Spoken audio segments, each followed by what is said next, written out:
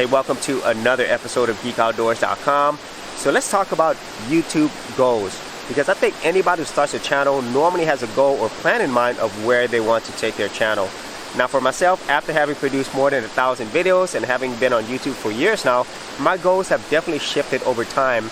And normally, I think for most people, their goals are something like this: subscribers, views, content. Now I definitely had those goals as well in that order, but over time I have actually changed that around, and now it's content, subscribers, and views.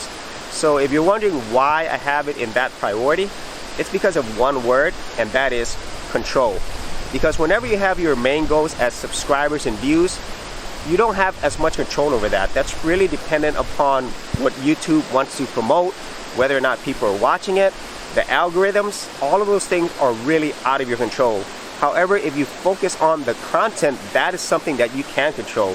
You can always control the type of content you produce, how much content, the quality, and so forth. And even though that might not guarantee that you're going to get more subscribers or views out of that, what it will guarantee is you have a much better chance of actually showing up, of actually bringing people in, because you're producing more quality content, or content that people actually want to see. For serious YouTubers, check out TubeBuddy, the premier tool news at GeekOutdoors.com. Get more done today by checking out the affiliate link in the description area below. And so those are my thoughts on the YouTube goals and which one I think is the most important. I feel if you focus on your content first, everything else kind of follows that, and especially if you're constantly improving on your content quality and your overall channel. So that's it for this particular video. If you actually had any thoughts on YouTube goals, maybe you want to share some of your own, be sure to leave that in the comments area below. And if you did want to see my entire YouTube journey playlist, I will also leave that in the description area as well. So as always, if you did get value out of these videos, be sure to share, like, and subscribe.